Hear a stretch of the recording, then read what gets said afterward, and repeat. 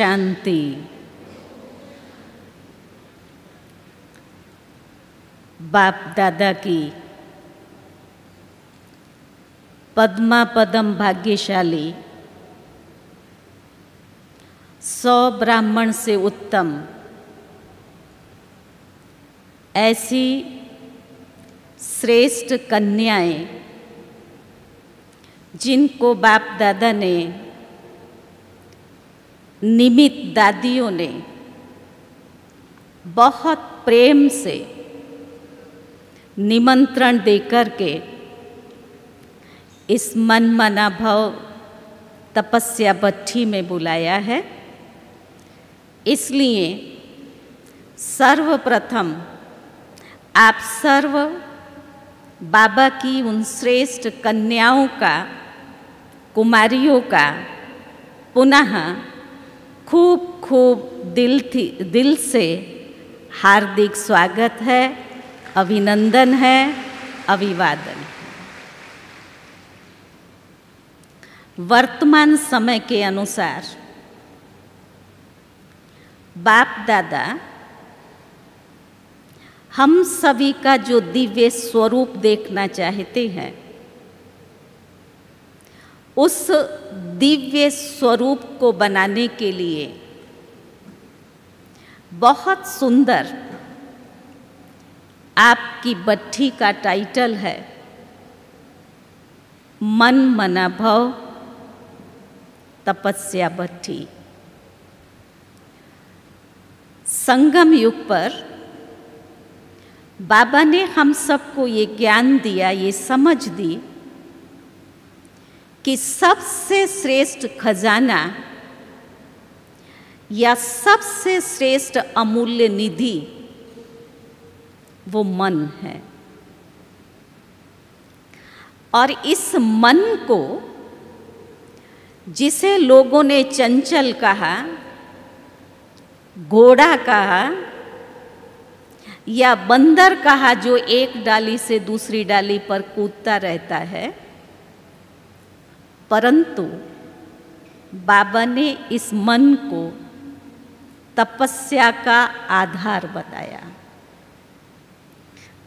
अज्ञान काल में लोग गीत गाते थे, मन ही देवता, मन ही ईश्वर, मन से बड़ा ना कोई।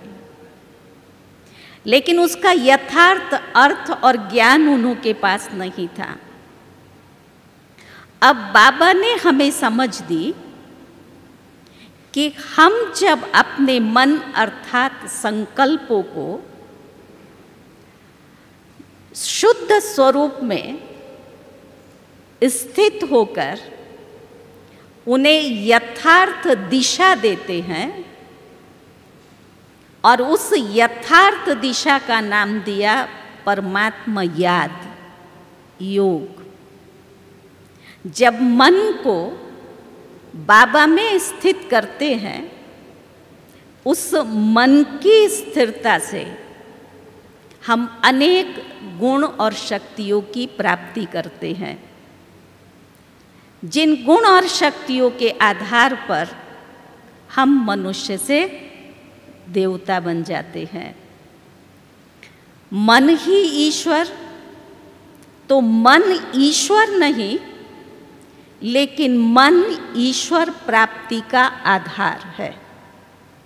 ये समझ अब हमें बाबा का बनने के बाद मिली, और सचमुच इस समझ के मिलते ही जो भी बाबा के बच्चे ब्राह्मण आत्माएं हैं, उस हर आत्मा का अटेंशन अपने मन की गतिविधि पर रहता है। इतनी श्रेष्ठ बाबा ने हमें दिनचर्या बना करके दी, जिस दिनचर्या के आधार पर हम अपने मन को चलाते हैं। तो इस मन की गति को, जिसको लोगों ने फास्ट कहा, स्थिर नहीं हो सकता है, चंचल है, बाबा ने हमें यथार्थ विधि से इसकी गति को भी, कैसे हम अपने मन को शिव पिता में लगा करके स्थिरता का अनुभव करते हैं, वो भी प्राप्ति कराई। मन शब्द ऐसा है, अगर उसके पहले ना शब्द लगा दो तो बन जाता है नमन। जैसे जैसे मन परमात्मा स्मृतियों में स्थित होता जाता है, या दूसरे शब्दों में मन मना भाव कह सकते हैं, ऐसे मन के अंदर जो अहंकार, देह अभिमान या मैंपन के भाव थे, वो समाप्त होकर के शुद्ध अभिमान, मैं एक चैतन्य शुद्ध ज्योतिर्मय बिंदु आत्मा हूँ, वो भाव पैदा होता है। और ये भाव हमारे अंदर जो देह अभिमान की अकड़ थी उसको समाप्त कर देता है, अर्थात नम्रता का गुण हमारे जीवन में आ जाता है। इसलिए कहा नमन। और इसके साथ अगर ना शब्द को मन के बाद लगाया जाए तो क्या हो जाता है? मन उसके बाद ना शब्द लगाएं तो कौन सा शब्द बनता है? मनन। मनन चिंतन। और मनन चिंतन से हम व्यर्थ और नेगेटिव को समाप्त करते हैं। तो मनन करते हुए व्यर्थ और नेगेटिव से मुक्त होकर स्वचिंतन में स्थित होते बाबा में मन को स्थित करते हैं तो ऑटोमेटिक परमात्मा शक्तियों की अनुभूति होती है। जैसा हमारा संकल्प ऐसा स्वरूप बनता जाता है। तो बाप दादा को ये महसूस हुआ कि वर्तमान समय मुझे अपनी इन बच्चियों की मन मना भाव वाली ये श्रेष्ठ स्थिति बनानी है, इसलिए इस श्रेष्ठ टाइटल से आपकी भट्टी का शुभारंभ हो रहा है। मन मना भाव अर्थात जिसमें केवल एक शिव बाबा की श्रेष्ठ स्मृतियां समाई हुई हों, और जैसा संग करते जाते हैं वैसा रंग इस आत्मा में लगता जाता है। तो मैं आत्मा बाह्य वातावरण, बाह्य संगदोष, उन सब से मुक्त होकर के एक ईश्वरीय परमात्मा संग के रंग में रंग करके अपनी श्रेष्ठ स्थिति को प्राप्त कर सकती हूँ। ऐसी श्रेष्ठ भावनाओं के साथ इस सुंदर भट्टी का आयोजन किया गया है। आप सभी बहनें इन 5 दिनों के दौरान ये एक श्रेष्ठ संकल्प रखेंगे कि जब बाप दादा ने इतना सुंदर स्थान और समय हमें दिया है तो हम अपनी भट्टी के पूरे समय का सदुपयोग करेंगे। बातचीत करने के लिए, मिलने जुलने के लिए बहुत सारे अवसर आपको प्राप्त होते हैं और होते रहेंगे। लेकिन आप जब इस तपस्या भूमि पर पहुंची हो, एक श्रेष्ठ संकल्प के साथ यहाँ पहुंचे हो, तो आज के इस शुभारंभ पर हर एक कुमारी अपने में ये कंगन बांधेंगी कि मैं 5 दिन ऐसी मनमना भाव की स्थिति में स्थित होकर प्रैक्टिकल उसका खूब गहरा अनुभव करूंगी। आपस में बातचीत नहीं करेंगे, कंप्लीट मौन, क्योंकि मौन में वो शक्ति है जो आपकी आंतरिक ऊर्जा को जागृत करेगी और ये आंतरिक ऊर्जा आपको पुरुषार्थ में सहज और स्वतः प्राप्तियों का अनुभव कराएगी। इसलिए हर एक दृढ़ता से अपने आप से ये कंगन बांधेंगे कि मैं 5 दिन बस मेरा तो एक शिव बाबा, दूसरा ना कोई। देखेंगे बाबा को, बातचीत करेंगे तो भी बाबा से रू रेहान करेंगे, चलेंगे तो भी बाबा के साथ चलेंगे, तो बाबा के अंग और संग का अनुभव करते हुए हम अपने संपूर्ण समय का सदुपयोग करेंगे। ऐसा कर सकेंगे? हम 5 दिन मौन रह करके ये गहरे अनुभव करें जो कुमारियाँ कहती हैं कि हम कंप्लीट इस नियम का पालन करेंगे। वो हाथ खड़ा करो।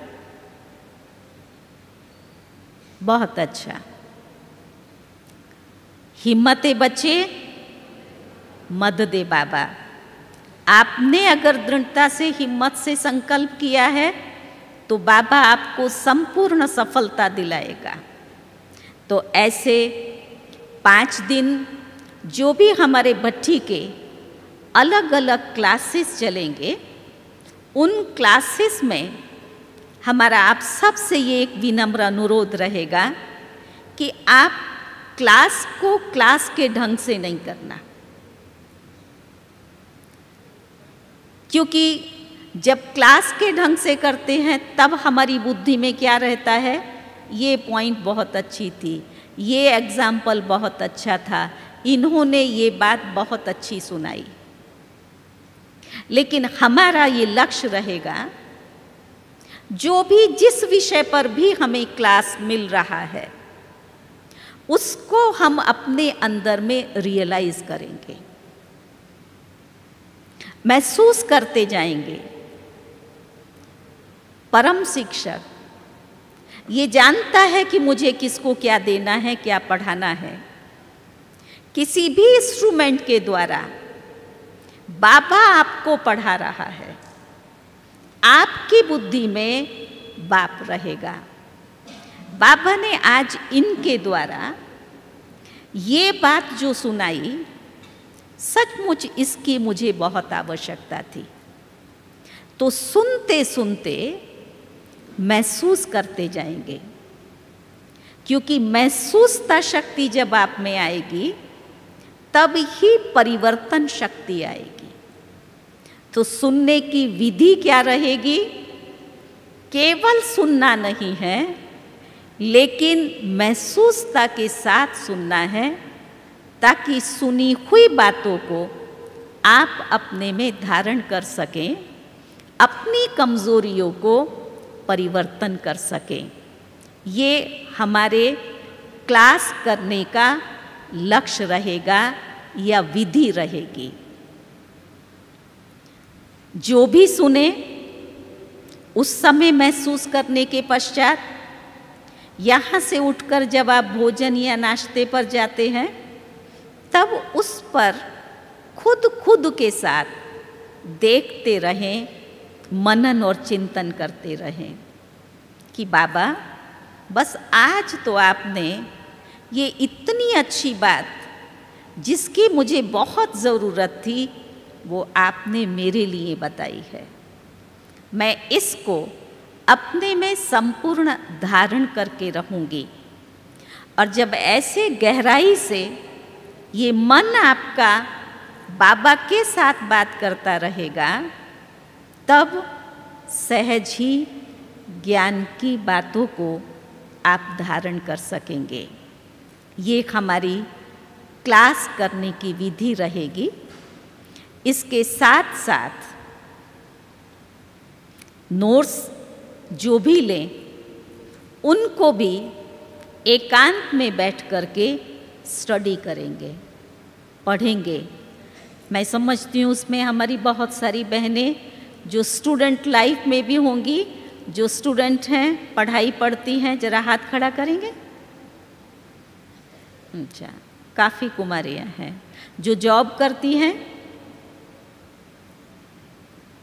वो भी काफ़ी हैं, स्टडी वाली ज़्यादा हैं। तो आप सबको तो स्टडी करने का पहले भी शौक़ होगा और अभ्यास भी होगा, इसलिए यहाँ पर लिखे हुए पॉइंट्स को आप स्टडी करेंगी। ऐसे अपनी दिनचर्या को बहुत सुंदर ढंग से नियमित रीति से चलाएंगे तो ज़रूर ये भट्ठी एक चमत्कार का काम करेगी। आप जब यहाँ से वापस जाएंगे तो आपको देखने वाले ये महसूस करेंगे कि नहीं, पहले इसका मन कितना चंचल था, अभी ये बिल्कुल शांत और एक शक्ति स्वरूपा बन कर के आई है। ये आप भट्ठी का रिजल्ट जहाँ भी अपने स्थानों पर जाएंगे तो उन लोगों को देंगे। अब इन सब जो धारणाओं का मूल आधार है, वो मूल आधार आध्यात्मिक प्रगति का भी मूल आधार अमृत वेला है। बाबा हमेशा कहते हैं, ब्रह्म मुहूर्त में उठे वो ब्राह्मण है। हम सब कौन हैं? ब्राह्मण हैं, ब्राह्मण हैं। अमृत वेले के महत्व को हमने समझा है। एक है अमृत वेला करना, एक है मैंने उसके महत्व को समझा है। जिन्होंने समझा है वो जरा हाथ खड़ा करेंगे। समझने का मतलब, हाँ बोलिए।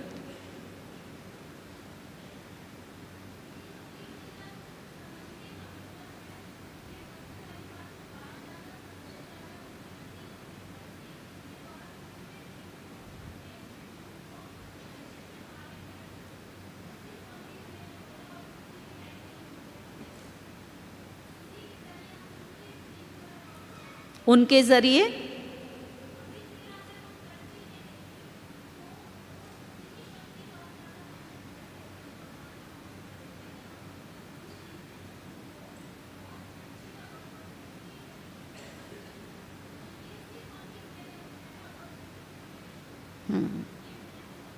इस बात को समझा है। बहुत अच्छा। बाबा ने सबसे पहले ये जो अमृत वेले का शुभ मुहूर्त है, इसका महत्व बताया है। कोई भी कार्य जब शुभ वेला में किया जाता है तो वो कार्य एक तो सफल होता है और दूसरा उसका आदि मध्य अंत तीनों ही अच्छा होता है। तो अमृत वेले में, जिसको ब्रह्म मुहूर्त कहते हैं, ब्रह्म मुहूर्त में ब्रह्म तत्व जैसे है तो चारों तरफ साइलेंस है। ऐसे बाबा कहता है, ब्रह्म मुहूर्त के समय पर इस साकार सृष्टि पर भी चारों तरफ शांति है। लोग सोए हुए हैं, वातावरण शांत है, प्रकृति भी शुद्ध पवन, शांति की शीतल लहरें उस समय पर होती हैं। ऐसे शांत समय पर जब हम ब्रह्म मुहूर्त में बाबा की याद में बैठते हैं, तब बाबा ने कहा, आध्यात्मिक प्रगति का आधार ये तुम्हारा अमृत वेला है। जिस प्रकार से हम पुरुषार्थ में तीव्रता ला करके आगे बढ़ना चाहते हैं, वो शक्तियाँ हमें उस समय पर प्राप्त होती हैं। दूसरा बाबा ने कहा, संकल्प, दृढ़ता और अनुभूतियों के खजाने को प्राप्त करने का समय ये अमृत वेला है। तीसरा बाबा कहता है, वरदान, सर्व शक्तियां, सर्व सिद्धियों को प्राप्त करने का समय ये अमृत वेला है। इस चीज को हम महसूस करें, क्योंकि जिस समय पर जो कार्य किया जाता है, जिस वेला में, यदि उसी समय हमने किया तो सिद्धि प्राप्त होती है, और अगर थोड़ा समय पास हो जाता है फिर हम उस कार्य को करते हैं तो उसमें वो शक्ति नहीं रहती है। ब्रह्म मुहूर्त का वो सुंदर समय है जबकि आंख खुलते ही सर्वशक्तिवान बाबा हमारे सामने खड़ा हुआ है। आप सोचिए, जैसे मेरी आंख खुलती है, लोग जिस भगवान का दर्शन करने के लिए भटक रहे हैं, एक सेकंड का साक्षात्कार करने के लिए इतनी साधना कर रहे हैं, वो सर्वशक्तिवान बाबा आंख खुलते ही मेरे सामने खड़ा है। और बाबा ने ये कहा है कि उस समय पर बाप दादा, आदि और अनादि पिता दोनों ही बच्चों के मस्तक पर सफलता का तिलक लगाते हैं। कारण क्या है?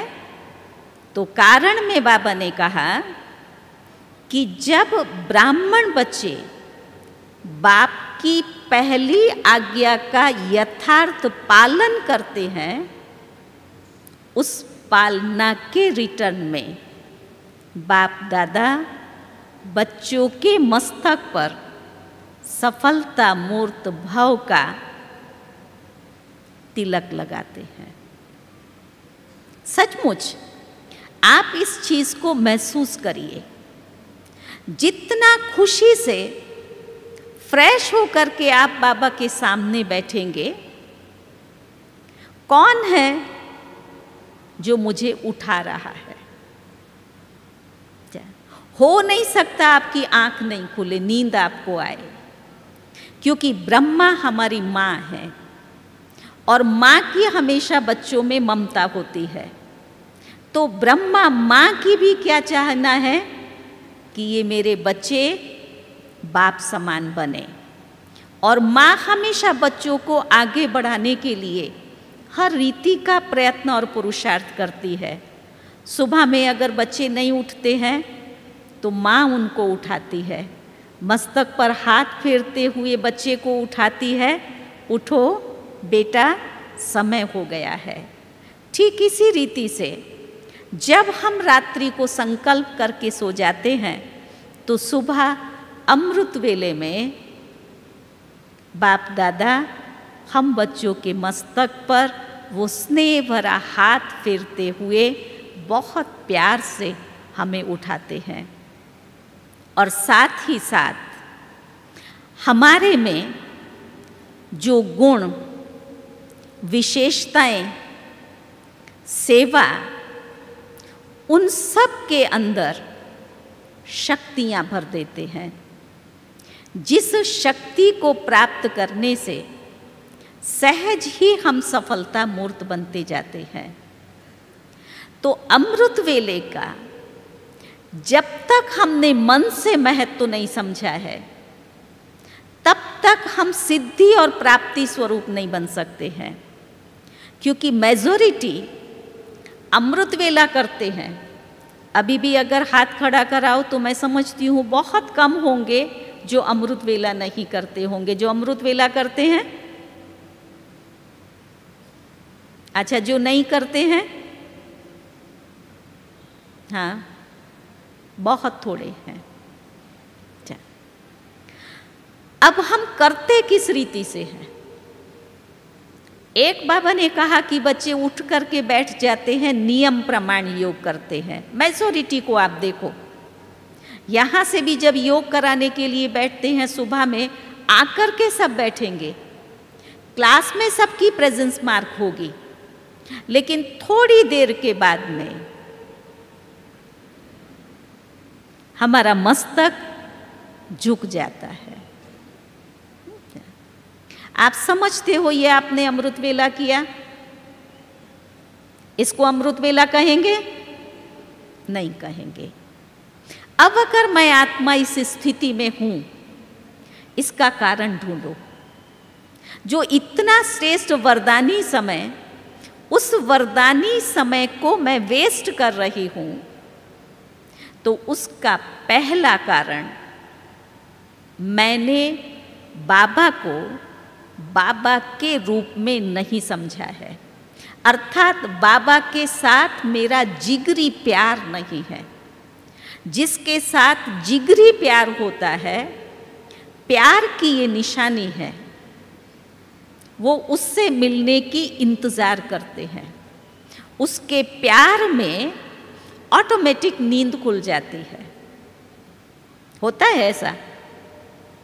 एक गीत है ना, सारी सारी रातें तेरी याद सताए, याद सताए हमें नींद ना आए।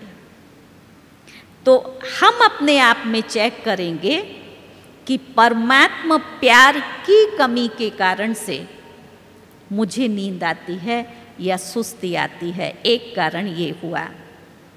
दूसरा कारण है, सारा दिन हम देह अभिमान में कर्म करते हैं और उस देह भान में कर्म करने के कारण शारीरिक थकावट लगती है और रात को हम ऐसा थक करके सो जाते हैं, ना बाबा को याद कर पाते हैं, और थक करके सोए तो सुबह जब हम उठते हैं तब हमें थकावट लगती है और हम बाबा से वो परमात्मा प्रेम रस का अनुभव नहीं कर पाते हैं। तो दिनचर्या में हम इस बात पर अटेंशन रखेंगे कि बार बार कर्म करते हुए मेरी आत्मिक स्मृति बनी रहे, जिस आत्मिक स्मृति के कारण से शारीरिक थकावट आप महसूस नहीं करेंगे। तीसरी बात, मैं समझती हूँ शायद कल का ही ये बाबा का वरदान था। बाबा ने कहा कि बच्चे बहुत सारी सूक्ष्म अवज्ञाएं करते हैं। उन अवज्ञाओं का बोझ होने के कारण थकावट या सुस्ती आती है। और सूक्ष्म अवज्ञा जो कल के वरदान में बाबा ने स्पष्ट की, तो बाबा ने कहा कि बाप की पहली आज्ञा है अमृत वेला उठो। तो बच्चे अमृत वेले उठते हैं, लेकिन शक्तिशाली स्थिति में यथार्थ याद में स्थित नहीं होते हैं। तो ये भी सूक्ष्म अवज्ञा है। मीठी बहनें, बहुत ध्यान से इस बात को समझना। हमने अपने चार्ट के अंदर क्या भर दिया? हमने अमृत वेला किया, हाँ जी, लेकिन अमृत वेले में मैंने क्या किया? मेरी प्रेजेंस मार्क बाबा के पास पड़ी नहीं। बाबा ने उसको सूक्ष्म अवज्ञा किया कहा, और अवज्ञा का आत्मा पर बोझ चढ़ा। अमृत वेले में क्या होता है? शक्ति मिलती है, वरदान मिलते हैं, खुशी मिलती है। उसकी जगह पर हमने दूसरा कौन सा कर्म कर लिया? अवज्ञा का बोझ चढ़ाया। इसे बहुत ध्यान से चेक करना कि कहाँ मैं बोझ तो नहीं चढ़ा रही हूँ। दूसरा इसी में बाबा ने कहा कि बाबा ने कहा है ना दुख देना है ना दुख लेना है। तो बच्चे क्या करते हैं? दुख देते नहीं हैं, लेकिन दुख ले लेते हैं। और हम क्या समझते हैं, मैंने तो किसको दुख दिया ही नहीं। लेकिन लिया तो वो भी तो बाबा की अवज्ञा हुई ना। बाबा ने क्या कहा, ना देना है ना लेना है। मैं देती नहीं हूं लेकिन ले रही हूं, तो इसको आज्ञा पालन कहेंगे? नहीं, ये भी सूक्ष्म अवज्ञा है जिसका बाबा ने कहा बोझ चढ़ता है। इसके अलावा भी बहुत सारी सूक्ष्म अवज्ञाएं हमारे द्वारा होती हैं।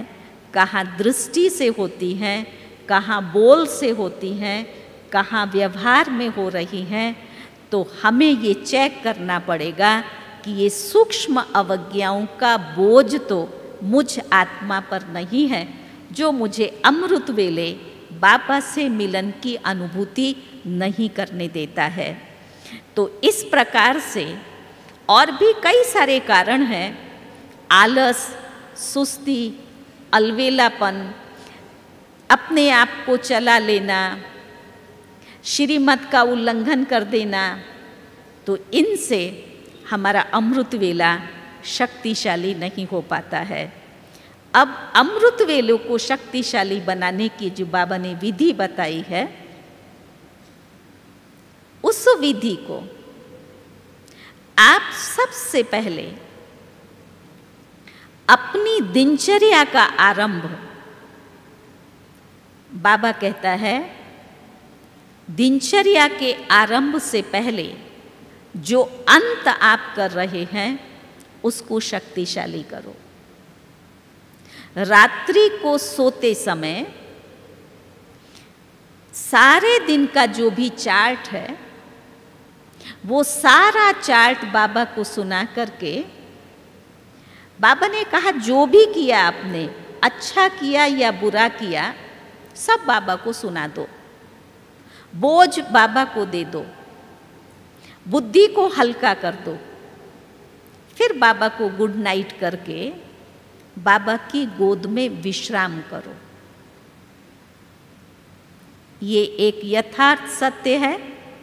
जहां आपने अपनी दिनचर्या पूरी की होगी, सुबह आंख खुलते ही वहां से ही आपकी दिनचर्या आरंभ होगी। समझा?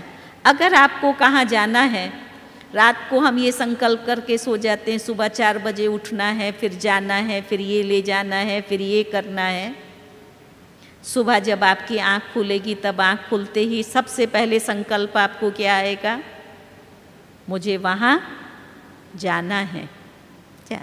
क्योंकि जहाँ पूरा किया वहाँ से शुरू होता है। इसलिए हम अपनी रात्रि बाबा की श्रीमत के अनुसार बाबा की गोद में सो जाओ। आप अनुभव करके देखना, जब आप ऐसे बाबा की गोद में सोएंगे तो सुबह उठते ही आपको इतना हल्कापन महसूस होगा, बाबा का हाथ मेरे मस्तक पर फिर रहा है, बाबा मुझे उठा रहा है। आप सोचो, कौन मुझे उठा रहा है? मैं भगवान की गोद में, और भगवान का ये हस्त मेरे मस्तक पर है। मेरे से श्रेष्ठ महान भाग्यशाली कोई हो सकता है? वो जो खुशी, शक्ति आपकी इन आंखों को बंद नहीं होने देगी। बाबा ने ये भी कहा कि आंख खुलते ही आपका पहला संकल्प हो, मैं आत्मा हूं। फिर आप फ्रेश होकर के बाबा के सामने बैठो। अपने आप से ये प्रतिज्ञा करो कि बाबा के सामने मेरी ये आंखें, खिड़कियां बंद नहीं होनी चाहिए। 5000 वर्ष के बाद बाबा आकर के इतना प्यार से इन खिड़कियों से मुझे शक्ति दे रहा है, मुझ आत्मा को साकार में मिल रहा है। मिलन की अनुभूति, ये आंखें बंद कैसे हो सकती हैं? ऐसे अपने मन और बुद्धि को पढ़ा करके मेहनत से भी, पुरुषार्थ से भी ये अभ्यास, ये आदत डालो कि अमृत वेले में मैं बाबा के सामने जागंती ज्योत बैठी हुई हूँ। ये ज्योत उस महाज्योत से मिलन मना रही है। आप सब ने मम्मा के बारे में सुना होगा। मम्मा के लिए कहते हैं कि डेली मम्मा 2:30 बजे उठती थी और उठने के बाद जो बैठती थी तो ऐसी शक्ति स्वरूपा होकर के बैठती थी, मम्मा के दोनों नेत्र जैसे जलते हुए बल्ब,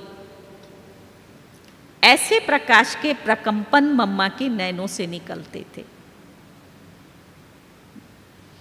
तो मैं भी तो मम्मा की बेटी हूं ना, हम भी तो उसकी बेटियां हैं ना। तो माँ हमारी ऐसे बैठती थी और हमारी आंखें बंद हो जाएं, और अब तो समय भी कौन सा है? अंत का समय है। बाबा से आप दृढ़ता से ये वरदान लो, जिसके अंदर में भी ये संस्कार है आंख बंद करने का या आंख बंद हो जाने का। मुझे याद है ऐसे ही कुमारियों की बट्ठी थी, तो ये अमृत वेले का क्लास हुआ, उसके बाद एक कुमारी आकर के बोली मुझे आपसे मिलना है। इतना दुखी, रोए, दीदी मैं इतना पुरुषार्थ करती हूँ, मैं बाबा को बोलती हूँ, फिर भी मेरी आंखें बंद हो जाती हैं, मैं क्या करूँ जो मेरी आंखें खुली रहें। क्या महसूसता भी थी उस आत्मा के अंदर में। फिर उसको वही कहा कि जब आप दृढ़ता के साथ जिगरी प्यार और लगन से बाबा के सामने बैठेंगी, हो नहीं सकता है कि आपको बाबा वरदानों से भरपूर नहीं करे। मैं अपने प्रैक्टिकल लाइफ का ये अनुभव, मैंने बाबा से ये वरदान लिया, बाबा को कहा कि बाबा बस ये आंखें सदा तुझे देखती रहें। मैं जब भी अमृत वेला बैठूं या जब भी योग में बैठूं, आंख नहीं बंद होनी चाहिए। और उस संकल्प को प्रैक्टिकल में लाने के लिए लगातार ये अभ्यास किया। 2:30 बजे उठ करके बाबा के कमरे में जा कर के गद्दी बीच में डाल करके बस ऐसे बैठ जाने का। बाबा, बस दिल से बाबा कह करके, जैसे बाबा को देखा, इतना बाबा की शक्ति आत्मा में आई। जब मैं उसे प्यार से याद कर रही हूं, तो याद का उल्टा शब्द क्या होता है? उल्टा शब्द क्या होगा? दया। तो उस दया के सागर को दया नहीं आएंगी। बाबा ने वो वरदान दिया। वरदान को अमर भाव बनाओ, उसको डेली प्रैक्टिस करते रहो, तो वो वरदान अमर हो जाएगा। इसलिए कभी भी ये नहीं सोचो कि आज एक दिन मैंने अमृत वेला मिस कर दिया तो क्या हुआ। बाबा तो यहाँ तक कहता है कि अमृत वेले के समय पर अगर 1 घंटा भी आप लेट उठते हो, तो यहाँ का आपका 1 घंटा सतयुग में आपको 1 जन्म पीछे ले जाएगा। ये पढ़ा है आपने बाबा की मुरली में, बाबा के महावाक्य हैं। यहाँ का 1 घंटा, वहाँ का 1 जन्म आप लेट हो जाएंगे। तो जब आप अपनी बुद्धि को ज्ञान से ऐसे भरपूर करेंगे, ऑटोमेटिक अंदर से आपको लगेगा कि नहीं, ये मुझे नहीं करना है। और इतना अच्छा अमृत वेला होता है, आपकी दृढ़ता पर बाबा उस समय पर वो शक्तियाँ और सकाश भरता है सचमुच आत्मा उन शक्तियों का अनुभव करते हुए ऐसे लव में लीन हो जाती है जो पौना घंटा नहीं, आप 1.5 घंटा भी बैठेंगे तो आपको ऐसे लगेगा ये 1.5 घंटा पूरा हो गया। और वो जो आपको शक्ति प्राप्त हुई उससे आपको फायदा सारा दिन में, जिसको कहते हैं ना आदि अच्छा तो उसका मध्य भी अच्छा होगा। सारा दिन में आप जो भी कार्य करेंगे उसमें आपको स्फूर्ति का अनुभव होगा। आप जिससे भी मिलेंगे, आपसे मिलने वाले को आपसे मिलकर के खुशी होगी, उसको भी आपसे संतुष्टता का अनुभव होगा। आप जो भी कार्य करेंगे उस कार्य के अंदर में आपको थकावट नहीं लगेगी, क्योंकि अमृत वेले जो बाबा ने इस आत्मा को शक्ति भर दी, चार्ज कर दिया बैटरी को, तो सारे दिन के अंदर में कर्म में वो खुशी रहती है और हर कर्म श्रेष्ठ होगा। इसीलिए कहा जाता है योगः कर्मसु कौशलम, योग से कर्म में कुशलता आती है। तो जो कर्म हो रहा है वो श्रेष्ठ हो रहा है और हर कर्म को करने से आपको आनंद आएगा। ये अमृत वेले के योग की रिजल्ट है। और जब हम साधारण स्थिति में बैठे होते हैं तो कर्म करते हुए बार बार हमको लगता है मैंने इतना काम किया, मैं कॉलेज जा कर के आई, मैंने होमवर्क किया, मैंने ये किया, मैंने ये किया, तो कर्म में आपको थकावट आएगी।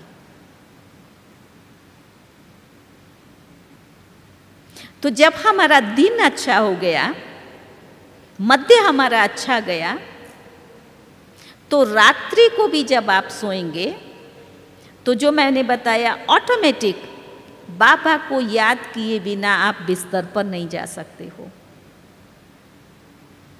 हमको हमारी बड़ी दीदी थी, वो सिखाती थी। बड़ी दीदी हमेशा कहती थी कभी भी रात को थके हुए जाकर के बिस्तर पर नहीं सोना, ये तुम मेरे साजन का अपमान करती हो। वो कहती थी रात्रि को सारे दिन के जो पहने हुए कपड़े हैं ड्रेस चेंज करो।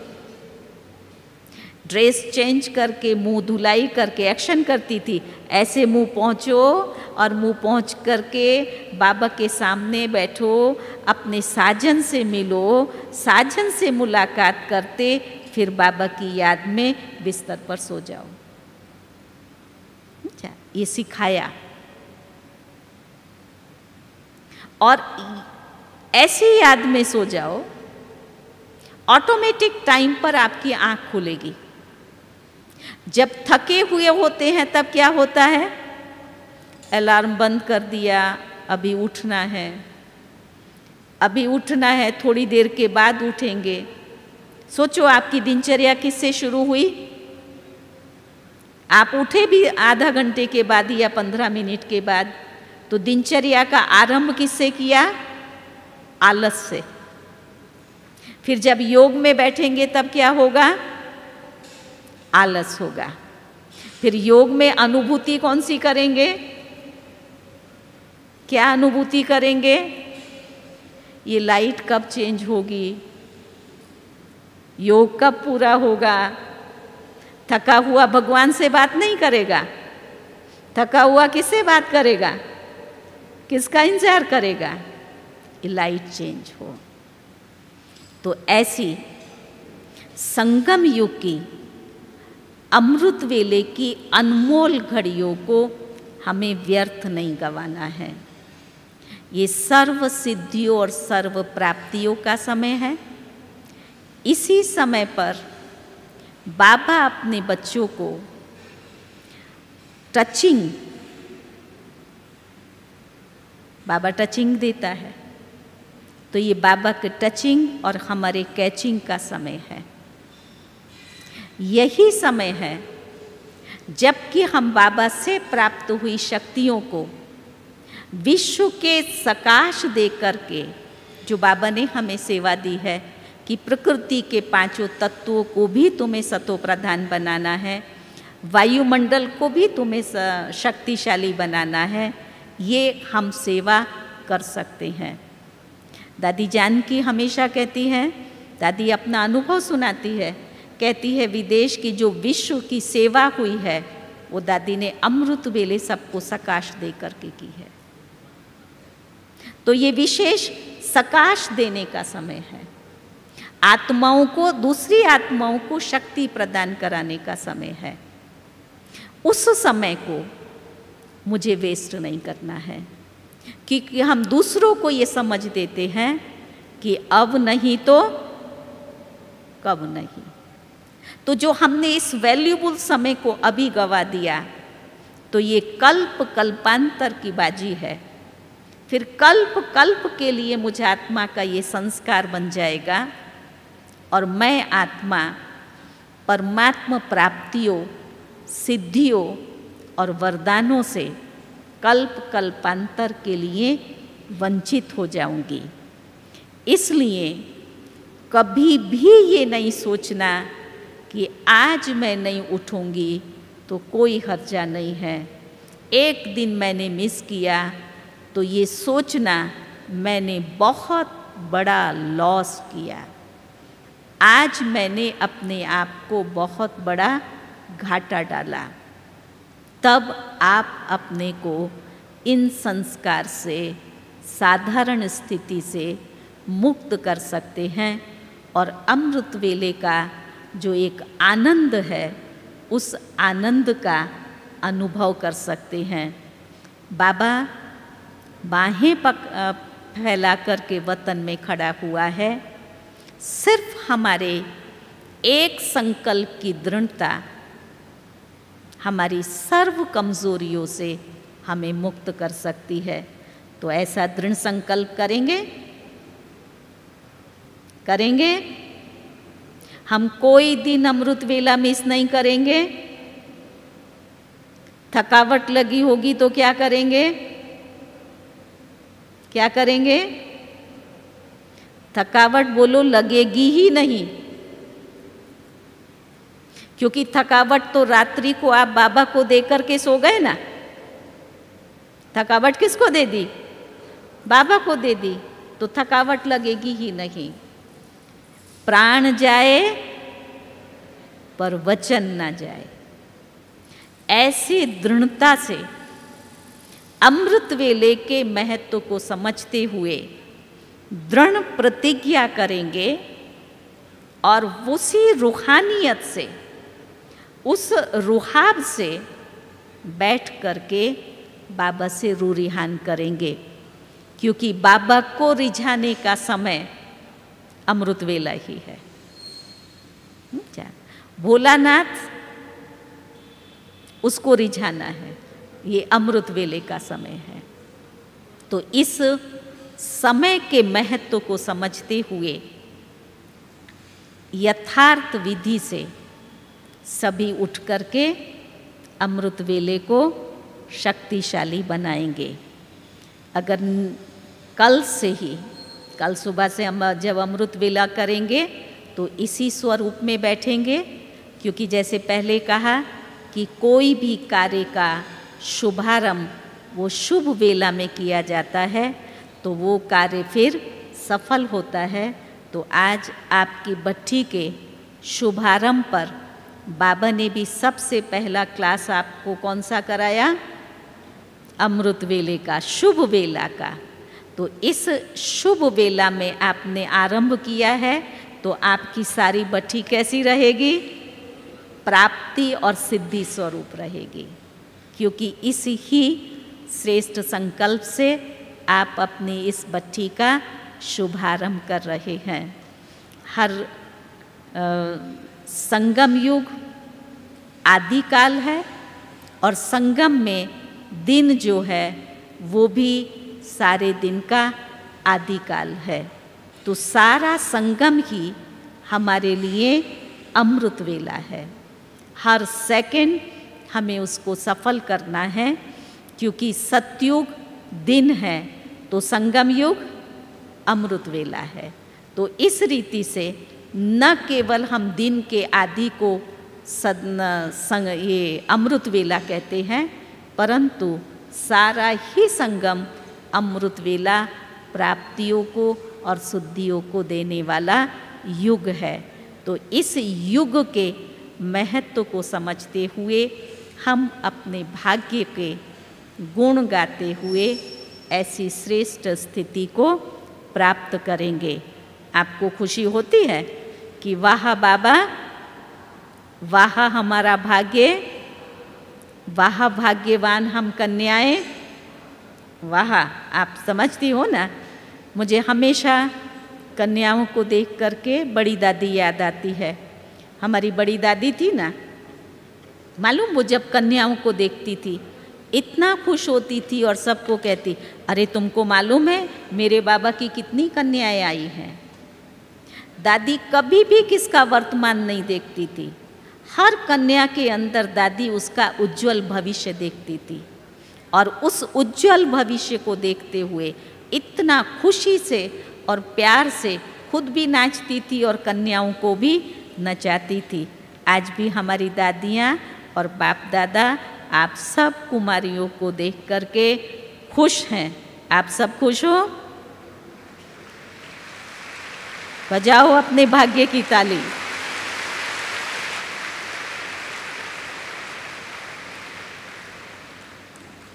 तो सदा ऐसे खुश नसीब आत्मा बन करके अमृत वेले को वरदानी समय का लाभ लेते हुए आप आगे बढ़ती रहेंगी। ओम शांति।